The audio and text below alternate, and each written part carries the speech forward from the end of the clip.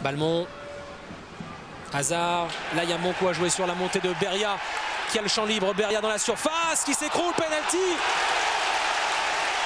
Penalty pour le LOSC sur cette erreur de marquage. La montée de Beria.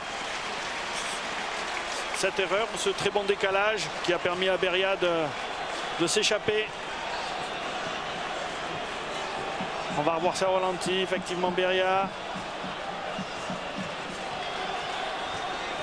Ah, c'est jamais très flagrant, mais c'est vrai qu'il y a un jeu de main qui peut déstabiliser, qui peut... même si c'est pas si évident de ça. Ouais, il y a Morera qui semble pousser légèrement, Beria dans la surface et donc de réparation. le déséquilibré, mais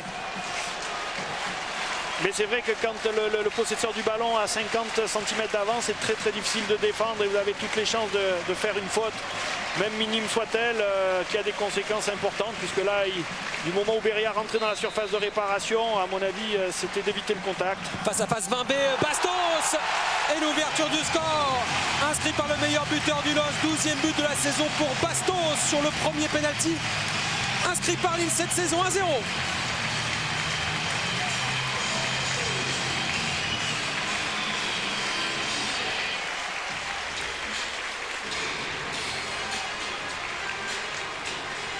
On voit avec l'aide du poteau rentrant.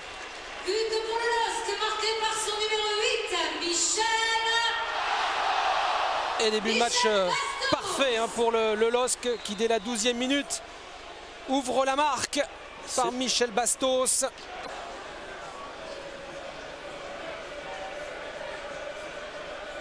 Pour l'instant, on a l'impression de voir une équipe grenobloise un peu au petit trot dans cette première période. J'ai envie de dire c'est la conséquence du jeu lillois. Quand vous courez après un ballon, je vais me taire. Parce qu'il y a une bonne frappe de Romao, ce ballon qui passe de peu à côté. Voilà, on disait qu'on n'avait pas encore vu Grenoble. Voilà la première réaction. La première frappe de Grenoble par Romao, pied gauche, effectivement. 1-2 avec Morera.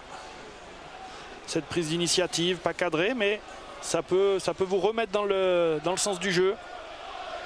L'accélération du jeu côté grenoblois qui a un peu mis hors de position la défense lilloise. Un bon tacle là de Taforo pour Balmont, plein champ avec Hazard dans la course, le centre. Et ce ballon qui passe juste devant Bastos qui est venu percuter le poteau. Et Bastos grimace de douleur. C'est vraiment le genou qui est venu percuter le poteau. Alors que Romao lui aussi est au sol.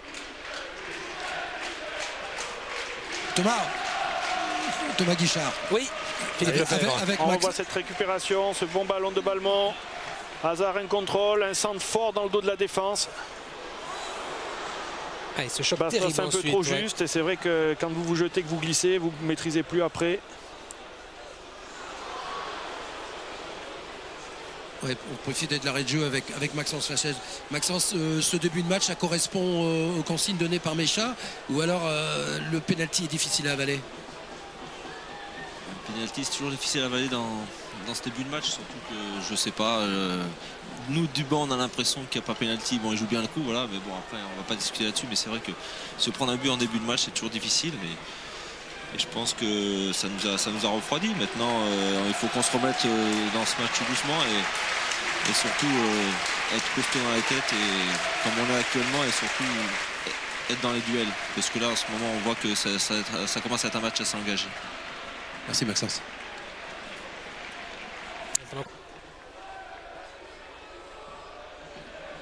Un Grandin du bout du pied. Oh, attention avec cette erreur là et ce ballon dans la course de Courtois. La frappe de Courtois.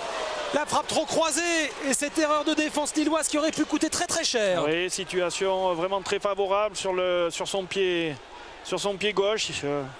Courtois qui a essayé de croiser sa frappe. Bon ballon de Boya en profondeur dans l'intervalle. Oui, malheureusement la frappe croisée de Courtois n'est pas cadrée. Et on s'aperçoit que sur son dernier appui, il est un peu loin. Et c'est certainement pour ça qu'il n'arrive pas à maîtriser le geste tel qu'il le souhaitait. Et Payot, ballon récupéré par Taforo. Hazard.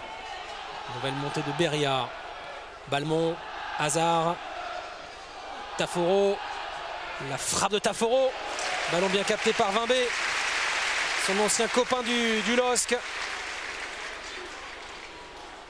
On connaît Greg et sa capacité à avoir une grosse frappe de loin. On se souvient notamment de ce but extraordinaire en Coupe de l'UEFA face au Zénith Saint-Pétersbourg. Oui. Un peu dans la même position, mais il avait fini en pleine lucarne. Il aime cette situation-là. Il y a quelques bons tireurs de coups francs à Grenoble, notamment Batles. Il préfère la jouer finement. Allez, mais attention le contre. Avec Hazard, oh là. Il est jeune, il est rapide. Hazard pour Bastos, pas de position de hors-jeu. L'arbitre assistant a hésité. Bastos finalement second poteau pour le deuxième but. L'offrande de Bastos pour Vitek et ça fait 2-0 pour Lille. Et oui, mais on va voir l'erreur à mon sens grenoblois, c'est quand vous tirez un coup franc et que vous ne mettez pas les sécurités, forcément, si votre coup franc est mal négocié, le contre part vite. Et en l'occurrence là, le contre est parfait de la part des Lillois. On n'avait pas beaucoup vu Robert Vitek depuis le début du match. Mais comment rater cette passe décisive de Bastos, hein. Eh oui, Hazard qui la met au bon moment, pas de hors-jeu. Et il y a un surnombre derrière. Et intelligemment, Bastos va fixer le gardien, va décaler. Et Vitek n'a plus qu'à pousser le ballon dans le but vide. Et Bastos, fidèle à sa réputation, et de buteur et de passeur décisif. 2-0 pour le LOSC, juste avant la pause. Mais la coordination entre l'appel de Bastos et le ballon donné par Hazard est aussi un modèle du genre. Et troisième but de la saison pour Vitek qui est venu faire la bise à Bastos, passeur décisif.